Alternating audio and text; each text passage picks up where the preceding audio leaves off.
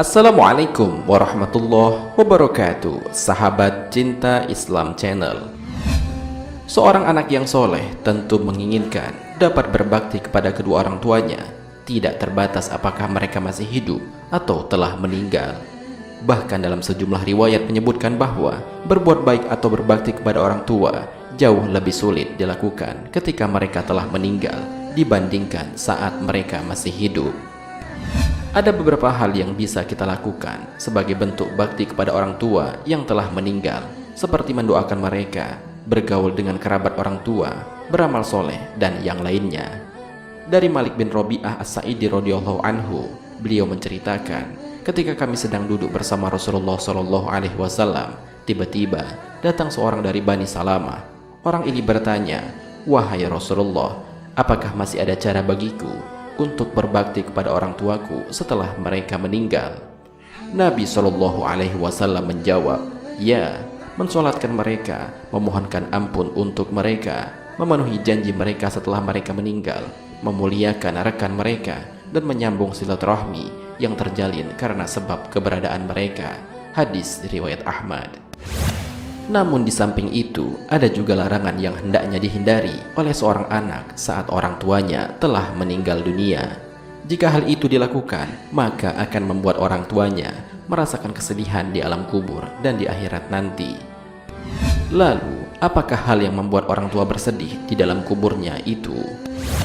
Mau tahu jawabannya? Simak ulasannya dengan menonton video ini hingga akhir. Sebelum lanjut, bagi kalian yang belum subscribe, silahkan untuk menekan tombol subscribe terlebih dahulu. Aktifkan lonceng notifikasinya.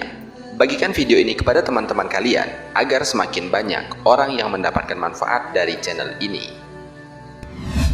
Sahabat cinta Islam Channel, dalam buku yang berjudul Al-Wa'dul Haq, karangan Dr. Umar Abdul Kafi menyebutkan, Rawabah bin Abdullah menuturkan, "Setiap kali melakukan kebaikan, aku melihat ayahku tersenyum di dalam mimpiku.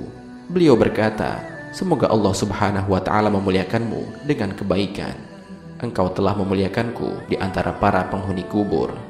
Beberapa saat kemudian, Rawabah absen dalam kebaikan dan justru lebih banyak melakukan perbuatan yang tidak berpahala dan perbuatan dosa. Rawabah pun melihat kondisi ayahnya dalam keadaan yang berbeda. Ia berkata, "Tatkala aku terjerumus dalam perbuatan buruk, aku melihat ayahku menggigit jari jemarinya. Beliau bertutur, 'Engkau telah membuatku sedih, anakku. Jangan kau ulangi lagi, karena aku tidak berani bertemu dengan para penghuni kubur lainnya lantaran rasa malu.'" Oleh karena itu, jika tidak ingin mempermalukan orang tua di alam kubur sana, berbuatlah hal yang baik yang mendatangkan pahala, serta hindarilah perbuatan yang sia-sia ataupun perbuatan dosa. Jika sudah terlanjur berbuat dosa, maka segeralah bertaubat kepada Allah Subhanahu wa Ta'ala dan berjanji untuk tidak melakukan perbuatan dosa kembali, dan tutuplah perbuatan dosa itu dengan amalan-amalan kebaikan. Sahabat cinta Islam Channel, suatu hari Abdullah bin Zaid, seorang perawi masyhur yang banyak meriwayatkan hadis dari Anas bin Malik, bermimpi melihat semua kuburan terbuka dan semua penghuninya keluar dari kuburnya. Masing-masing dari mereka dilihatnya membawa nampan yang berisi cahaya. Lalu ia melihat seorang laki-laki keluar dengan tangan hampa. Wajahnya memelas dan ia tidak membawa apapun di tangannya. Melihat kejadian itu, Abdullah bin Zaid heran, kemudian bertanya pada laki-laki itu, "Assalamualaikum, wahai penghuni kubur. Apa yang telah terjadi padamu? Mengapa kamu tidak membawa nampan yang bercahaya seperti mereka?" Mayat itu menjawab, "Waalaikumsalam.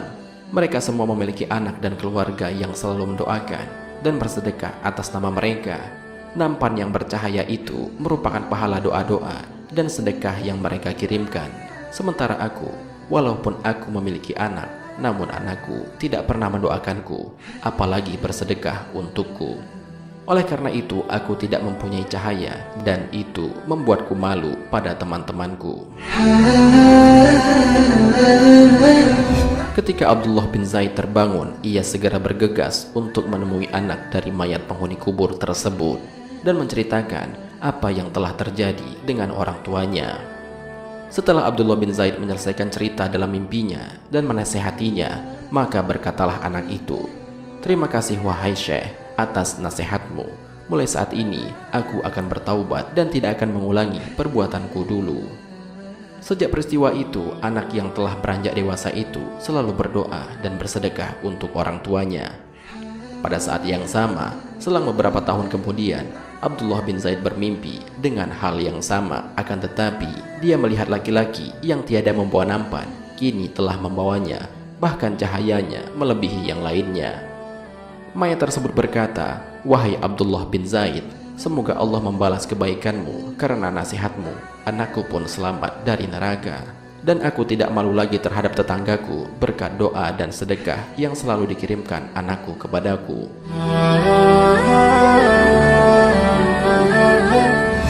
Dari Abdullah bin Abbas radhiyallahu anhu, ia berkata, sesungguhnya ibu dari Sa'ad bin Ubaidah radhiyallahu anhu meninggal, sedangkan Sa'ad pada saat itu tidak berada di sisinya. Kemudian Sa'ad mengatakan, "Wahai Rasulullah, sesungguhnya ibuku telah meninggal, sedangkan aku pada saat itu tidak berada di sampingnya. Apakah bermanfaat jika aku menyedekahkan sesuatu untuknya?"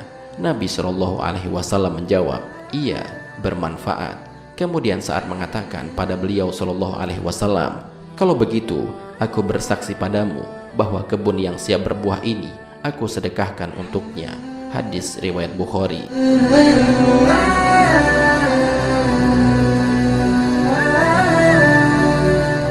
Sahabat Cinta Islam Channel, demikianlah penjelasan mengenai hal yang dapat membuat orang tua bersedih di alam kuburnya. Semoga dengan adanya video ini dapat menambah wawasan baru bagi kita agar dapat berbakti kepada orang tua, baik ketika ia masih hidup maupun ketika ia sudah meninggal dunia. Marilah kita berdoa kepada Allah Subhanahu wa Ta'ala, semoga kita diberikan rahmat oleh Allah agar dapat terbebas dari siksa kubur, dan semoga diberikan jalan yang lurus oleh Allah untuk tetap istiqomah dalam iman dan Islam, sehingga kelak dapat diridhoi oleh Allah untuk masuk ke dalam surga dengan hisab yang ringan. Amin ya rabbal alamin. Wallahu a'lam bishawab. Jika terdapat kesalahan dalam penyampaian ini, admin mohon maaf, dan itu merupakan kesalahan dari admin sendiri. Jika ada benarnya, itu adalah dari Allah Subhanahu wa Ta'ala. Semoga bermanfaat. Wassalamualaikum warahmatullahi wabarakatuh. شكرا يا ربي شكرا